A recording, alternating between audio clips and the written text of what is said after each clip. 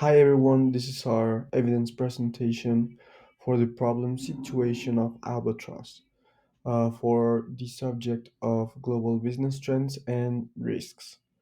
Uh, therefore, we would like to start off with presenting ourselves, myself being Emilio, and my teammates being Diego and Yasmin. We hope you enjoy it, and we're going to be presenting uh, into which country would we recommend albatross to be trying to enter the foreign market. We evaluated some risks and therefore we made a decision made on the following concepts. Now about albatross. Well, albatross it's a Mexican company which is dedicated to the production and sales of fashion items made out of vegan leather.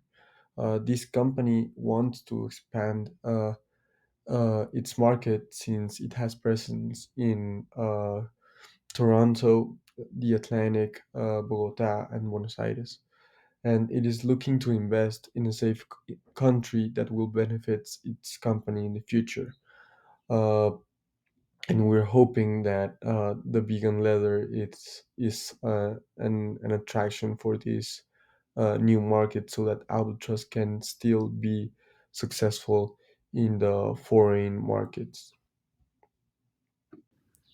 In terms of trends and opportunities for this industry, we can highlight the strong presence and participation of online stores.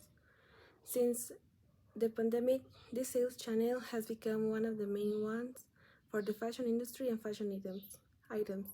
On the other hand, the presence of influencers has also significantly impacted the sales of different products. Therefore, taking advantage of the internet and people is a great opportunity to increase sales. Which country should we expand? Albatross was considering for their expansion to Europe 6 countries, which were Greece, Hungary, Turkey, Italy, the United Kingdom, and Germany. Well, we consider the three best options for Albatross to expand are Greece, Hungary, and Turkey. Why? Because these countries are way less developed markets than the other 3 countries. Their GDP per capita and their GDP in general is way lower. So this means there's way less competitors and an opportunity for the first country to enter to Europe. Also, these countries are emerging, so they are experiences a high growth in their GDP per capita, and being less developed countries means they also have like lower production costs with cheaper labor force and maybe cheaper natural resources. Now, moving on to the risk matrix of the Hungary country.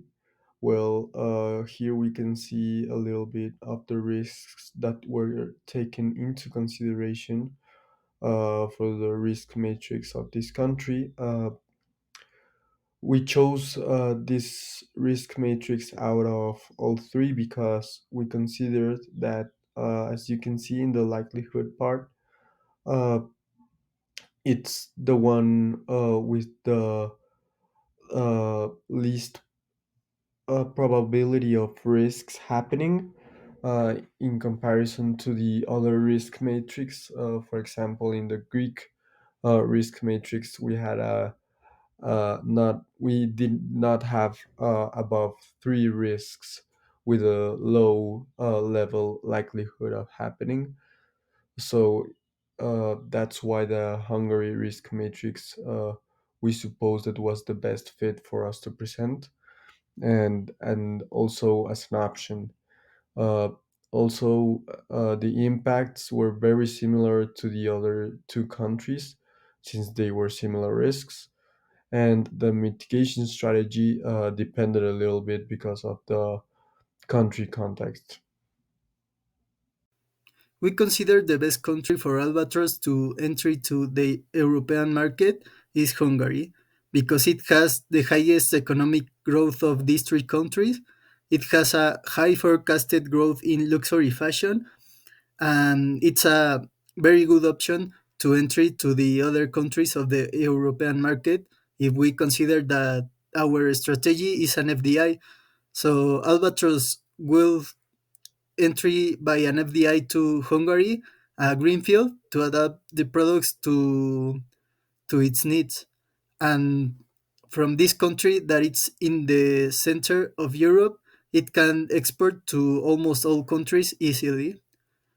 Then this country has a very low minimum salary, which is a very good point for cheap labor force and not many costs in that way, and also has many advantages over Turkey and Greece, which are countries with way less per capita growth, GDP per capita growth, and for example, Turkey is currently going through a war against the Kurds, and Greece is having a crisis of unemployment.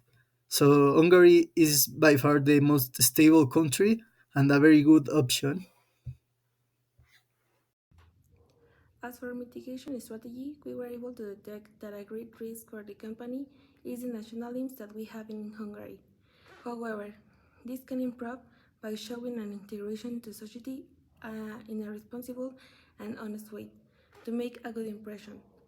Among other risks are also the political and economic ones, which, as always, will never disappear, and the best way to mitigate them is to stay informed about the issues. Last but not least, to mitigate the risk of competition in the market, the company must create attractive offers for the customers and have a good value proposition.